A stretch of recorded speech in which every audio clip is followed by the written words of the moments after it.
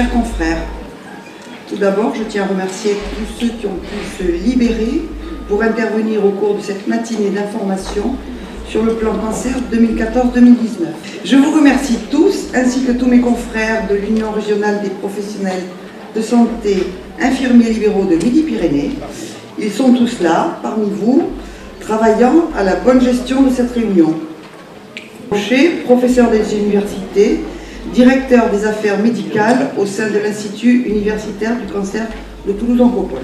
Ce national autour de cette pathologie cancer a engendré un intérêt immédiat de tout le secteur médical et paramédical des professionnels de santé libéraux. La prise en charge de cette pathologie, classée désormais maladie chronique, repose sur un pilier incontournable, l'infirmière libérale.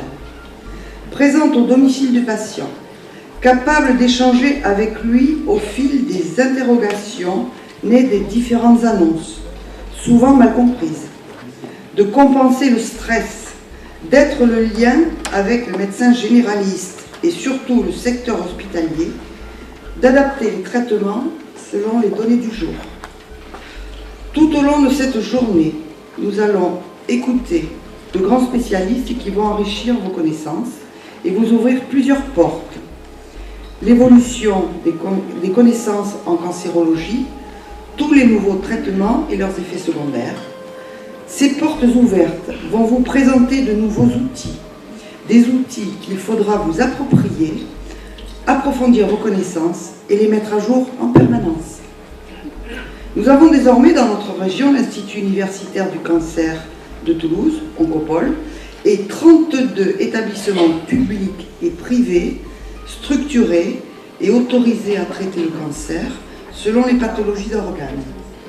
En outre, qu'il s'agisse de dépistage, du diagnostic ou du suivi médical, le secteur libéral est incontournable. Les échanges d'informations entre l'hôpital et la ville sont déterminants pour assurer la coordination et la continuité de la prise en charge d'un patient. Le DCC, dossier communicant de cancérologie, devrait nous permettre d'améliorer cette prise en charge. Nous espérons pouvoir y accéder, car nombre de médecins généralistes n'ont pas, disons, le temps d'assumer entièrement cette liaison hôpital-ville. Je ne serai pas plus longue, mais n'oublions pas un critère de l'éthique d'un soin.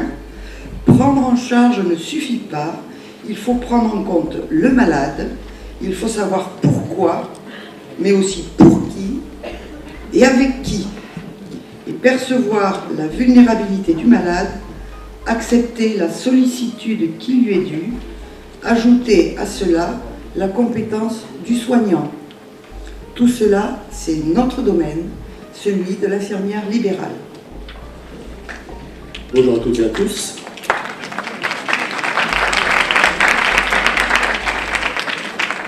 Alors, je serai bref, c'est par rapport au programme que vous avez dans votre porte-document. L'après-midi, donc, la séance plénière redémarrera à 14h et vers 15h30, je pense, il y aura en parallèle des ateliers au second et troisième étage. Donc, vous l'avez vu sur les soins palliatifs, sur le pitline, sur les sites implantés et infuseurs et podologie. Nous avons une représentante de la mairie de Toulouse, Madame Florie Lacroix, qui doit s'absenter pour une autre réunion, donc je lui laisse la parole en signalant que le conseil régional et le conseil général n'ont pas jugé bon de nous envoyer qui que ce soit. Sachez que c'est pas pour ça que je vais prendre la parole. Donc, Madame la Présidente, chers confrères, chers amis, Mesdames et Messieurs, sachez que je suis encore ravie d'être avec vous ce matin, pour la seconde fois.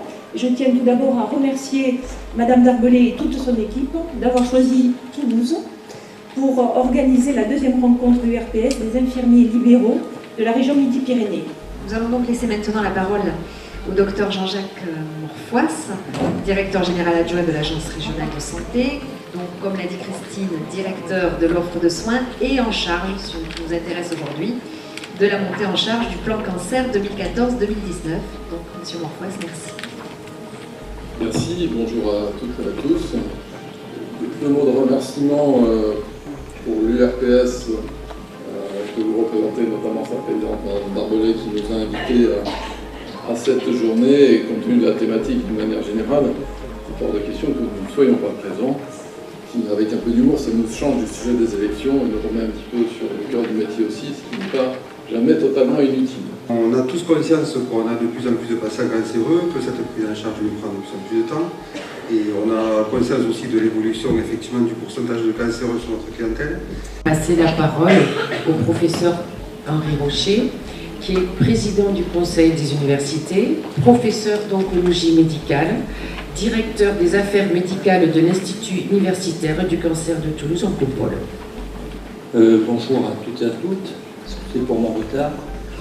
On ne s'était pas du tout entendu avec le docteur Morfois pour notre présentation, donc les premières diapos vont peut-être vous rappeler certaines choses. Je suis très admirative du parcours coordonné que vous présentez, mais quand on sait que ça se passe totalement différemment dans des hôpitaux hors l'oncopole, comment on peut avoir confiance dans ce qui est mis en place? Vous avez raison, hein. Alors vous avez compris qu'on est dans une optique de prise en charge régionale. Je suis infirmière dans les Hautes-Pyrénées en fait, dans les Hautes-Pyrénées, voilà.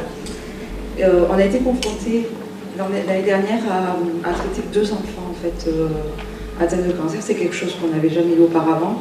Et du coup, je me posais la question de l'incidence en fait, s'il y avait de plus en plus de cancer chez l'enfant, ou est-ce que c'est juste lié au fait qu'on le développe de plus en plus à domicile? Alors, il y a à peu près 140 cancers d'enfants par an en Midi-Pyrénées. C'est quelque chose de stable. Et c'est à peu près stable. Bon, alors, comme c'est heureusement rare.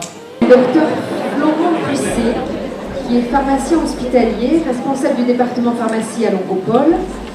Il est aussi maître de conférences universitaires et, ce qui est intéressant pour nous, en plus, il est professeur à l'Institut de formation en soins infirmiers. Voilà. Donc, particulièrement concerné par notre profession. Nous vous écoutons, monsieur Pusset. Merci Mme Barbelé de m'avoir invité pour parler des traitements anticancéreux. Alors je ne me suis pas non plus concerté avec Henri Rocher, mais je pense qu'on va être un petit peu complémentaire, même si je ne vais pas aller sur le niveau de détail qu'il vous a annoncé. Parce que, comme vous l'avez souligné, je connais le public infirmier quand il est bébé, je connais assez peu le public infirmier exerçant en ville, mais par analogie avec les pharmaciens d'officine que je côtoie assez régulièrement dans le cadre de formation, j'ai fait, et je m'en excuse si vous trouverez que c'est trop, mais j'ai fait relativement basique dans les explications. J'ai essayé de faire un petit peu d'explication de texte que vous a présenté Henri Rocher sur les différentes thérapies qui sont aujourd'hui à notre disposition. Alors, moi aussi, je me suis posé la question de ce qu'on allait pouvoir discuter ensemble. Parce que quand on parle de traitement anticancéreux, aujourd'hui, on va parler de thérapies innovantes, de thérapies ciblées, on a des médicaments injectables, des médicaments par voie orale, avec la problématique du lien vie-hôpital, avec des médicaments de biothérapie, des anticorps monoclonaux. Alors comment est-ce qu'on va un petit peu articuler tout ça en 3 quarts d'heure? Donc, on va faire un petit rappel sur les différents anticancéreux qui sont aujourd'hui disponibles. On parle des médicaments qui sont aujourd'hui utilisés en pratique courante. On ne peut pas parler des futurs médicaments. Et sans vouloir opposer la vie et l'hôpital, j'ai fait la distinction entre les traitements que l'on va administrer à l'hôpital et les médicaments qui sont purement ambulatoires. Ce ne sont pas vraiment tout à fait les mêmes, avec des profils différents, avec une gestion différente. Même si, pour les traitements hospitaliers, la ville est impliquée pour la gestion notamment des interstices. Alors, les anticancéreux. Donc, M. Rocher vous l'a dit, vous voyez, donc je fais beaucoup plus simple dans le schéma que ce qu'il vous a présenté. Donc on a notre cellule cancéreuse ici, et les progrès des 15 dernières années nous ont amélioré nous ont permis de trouver des médicaments qui vont être beaucoup plus faibles que les médicaments qu'on avait l'habitude d'utiliser jusqu'à présent, qui étaient des médicaments cytotoxiques, dont la cible était l'ADN cellulaire. À partir du moment où on touche l'ADN, on va tuer la cellule, entraîner l'arrêt de la prolifération et surtout la mort de la cellule. Et donc, depuis 15 ans maintenant, on a découvert des voies de signalisation avec des protéines qui sont impliquées, pas dans toutes les tumeurs, mais dans certains cancers, ce que déjà un petit peu expliqué M. Rocher, c'est-à-dire qu'on a certains cancers dans lesquels on a mis en évidence une anomalie qui est responsable, en tout cas en partie responsable, de la prolifération cellulaire et donc du développement tumoral.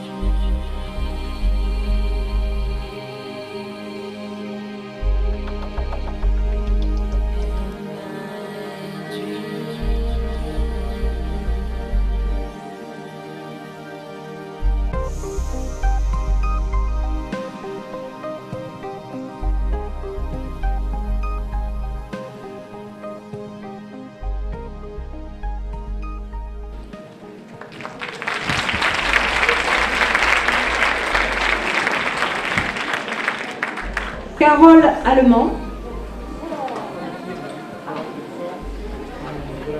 Marie-Renée Simon,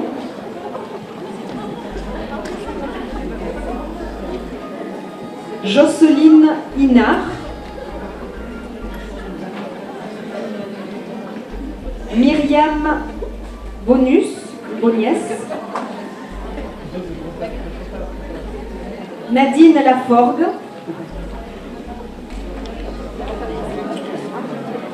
Anne-Laure Sanchez,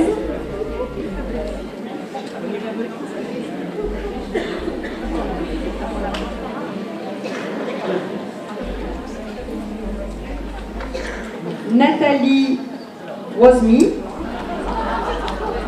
et la dernière, Elisabeth Taré.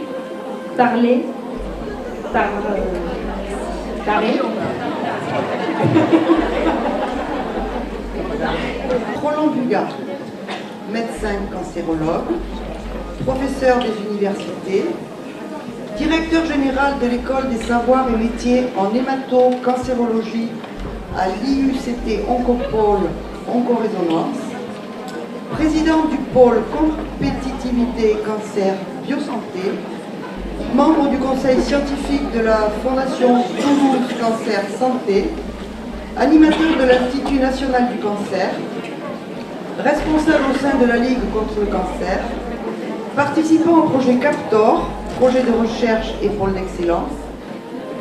Il faut voir les multiples engagements du professeur Roland Bugat. C'est donc tout un parcours scientifique, mais aussi et surtout un parcours profondément humaniste. Bonjour, merci pour ce propos très aimable. Bravo à l'URPS de pouvoir rassembler un monde aussi important, un public aussi remarquable. Ce n'est pas très habituel de pouvoir effectivement, depuis une structure hospitalière, s'adresser à des acteurs de médecine et de soins libéraux. Donc c'est une très belle opportunité pour nous que de vous parler un petit peu de cancérologie. Alors je vais essayer d'échanger avec vous quelques idées générales, utiles, en évitant dans la mesure du possible d'être en redondant par rapport aux interventions de ce matin. Et l'idée principale de mon exposé sera de voir avec vous, je dis bien avec vous, comment nous pouvons établir des liens opérationnels performants entre l'oncopole et les soins ambulatoires et les soins de proximité à domicile. Est-ce que cette plaque vous intéresse?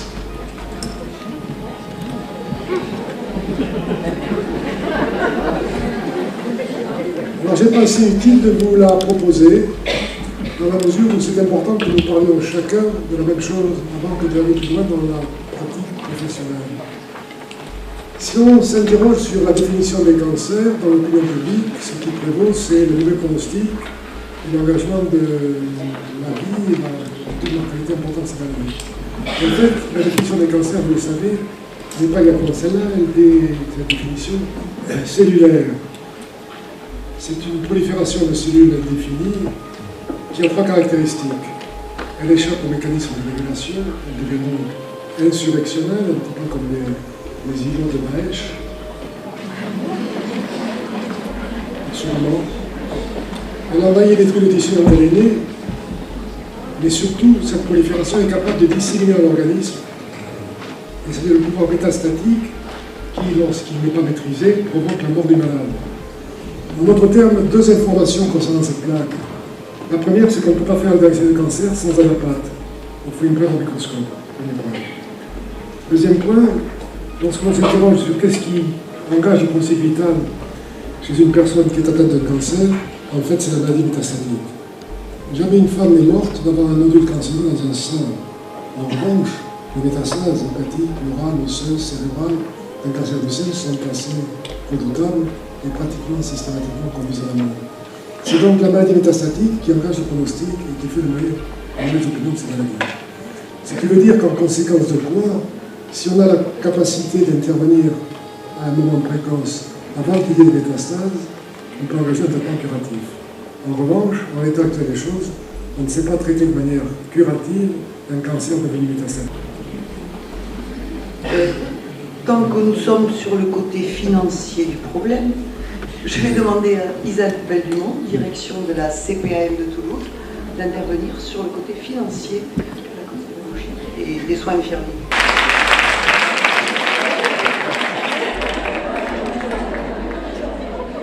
Je la connais depuis 20 ans, Madame Barbelé, je sais qu'elle n'a pas de non, sérieusement, j'en profite pour vous présenter mes deux collègues. Fabienne Kars, qui est la responsable du service professionnel de santé à la Caisse primaire de Toulouse, et Nathalie Lafort, si vous pouviez vous lever quand on vous identifie. C'est juste important pour le côté relation de proximité. Parce que là, je n'ai pas préparé de discours structuré, mais on a eu un échange au déjeuner avec Madame Barbelé, quelques personnes. Et ce qu'on disait, c'est qu'il faut mettre fin à un mythe qui est celui de l'autonomie des caisses. Les caisses d'assurance maladie ne sont pas autonomes sur le territoire, même si ce sont des entités juridiques. On va donc donner la parole maintenant à Dominique Hierle, qui est justement infirmière et qui a le master de coordinatrice en parcours de soins complexes en hématologie. Donc bonjour à tous, moi je suis ravie d'être là, même si ça s'est fait un peu rapidement.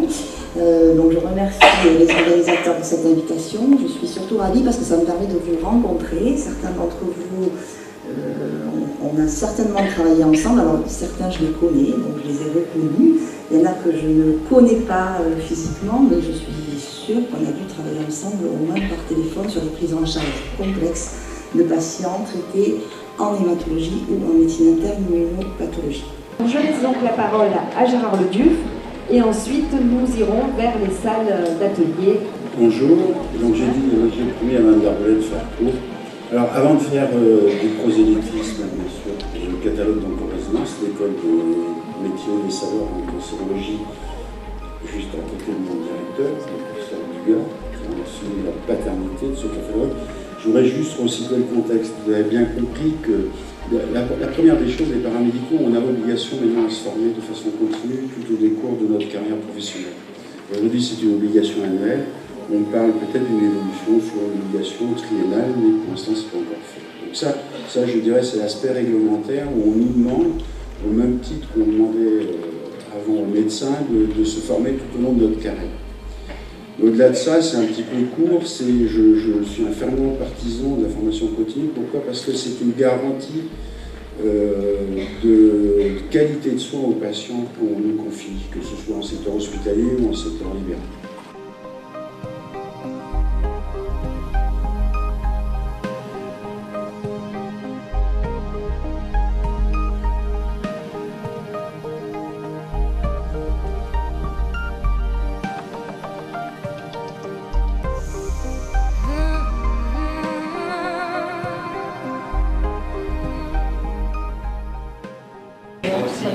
Mais peut-être qu'il y a de l'eau.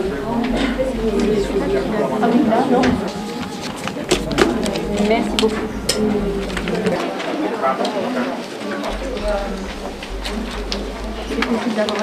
Oui, j'en ai la venue porter après. Je peux vous présenter un peu le matériel. Dernière avant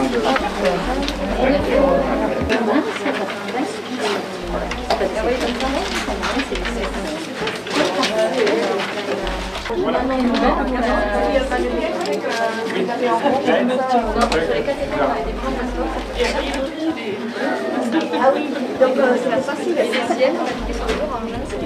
Ouais,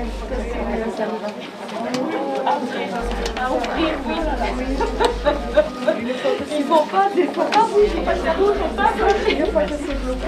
Déjà, j'avais quelques petits accords pour vous montrer, et après, je pourrais des mots Mais on en a beaucoup comme ça. Oh oui, jusqu'à 500 bien, ils nous ont dans la poche. Mais là, c'est le même système. Voilà, et ça, c'est à Novaté, ça, c'est très bien. C'est très bien, là, ça évite de mettre une deuxième pompe ou de laisser le pied à perfusion. Et ça, ils l'ont dans un petit sac alors. Oui, ils l'ont dans un petit sac mis en bandoulière. Ça, c'est voilà, la nouveauté à savoir, c'est ça. Oui, parce que j'allais dire ça, on peut être amené. Oui, alors. Voilà. Et après, vous avez vu, c'est pas compliqué, hein, il suffit de remplir. La purge se fait. Alors, l'amiral du patient, parce que c'est ce qui va réguler le débit. Vous savez que les variations de débit sont en fonction de la température et du patient et de la température extérieure. Donc pour éviter qu'il y ait des variations de débit, il vaut mieux placer le filtre sur la paroi abdominale du patient. Mais les patients le savent, en général, ils reviennent que c'est accroché. Mais c'est vrai qu'au départ, ils ne m'ont pas dit que c'était un truc pour... qu'on avait des débits qui étaient modifiés. En fait, quand on enlève les aiguilles donc dans le site, est-ce qu'on doit tourner les aiguilles ou pas? Les deux écoles se font. Alors voilà, ce qu'il y a, c'est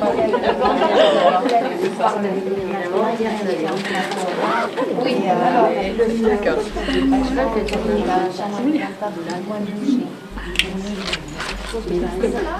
Voilà, c'est une prestation même. C'était quelques généralités des colonnages, ça s'est développé depuis les années 90. Et ensuite, vous avez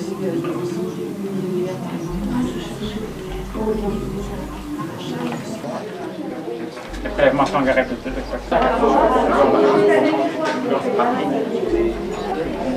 souvent, c'est pour qu'il y a pas d'obstruction. Une arythmie cardiaque, c'est pareil avec le Et je vous ai mis une petite vidéo que j'ai trouvée pas très D'accord. Je me disais, est-ce que ça a été du coup au moment D'accord. Et oui, c'était pas clampé, c'est pas bon. Il fallait que je fasse clamper, non. C'est donc tout un tas d'indications, notamment la nutrition parentérale, le traitement de douleur et l'antibiothérapie à domicile. Et donc au niveau fixation, on vous rencontre souvent. Ouais. Voilà, pour la caméra. On a une première partie qui va être un peu plus sur les missions des réseaux et une deuxième partie un peu plus pratico-pratique. Voilà.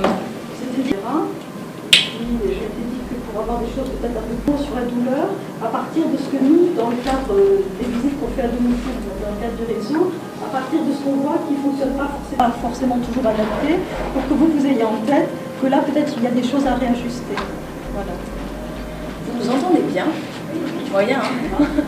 On va essayer de parler un peu plus fort parce qu'il n'y a pas de micro.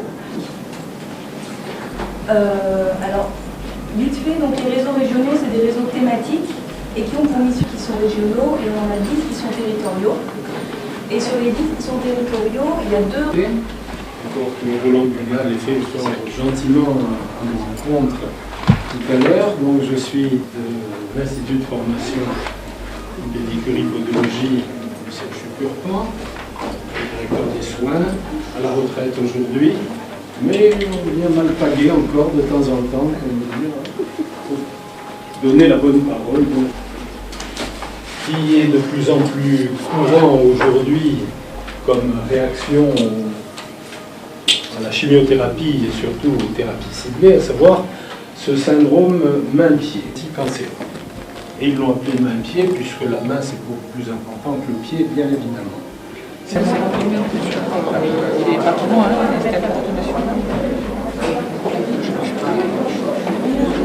Je me suis retrouvée dans une période de grands troubles après une réanimation. C'est à cette période de ma vie que tout a basculé. J'ai vécu de nombreuses manifestations médiumniques que Moi j'ai l'habitude de parler debout, alors je vais essayer d'ici.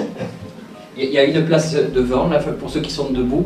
Je pense que il vous reste encore des places, si c'est plus confortable. Bien, donc en 2 mots, moi je suis pharmacien d'officine, installé tout près d'ici, en banlieue toulousaine, à Plaisance, et donc je suis associé avec mon épouse. Mais je vais un peu vous parler de mon cursus, de mon parcours, parce que si je suis là, c'est un peu par hasard.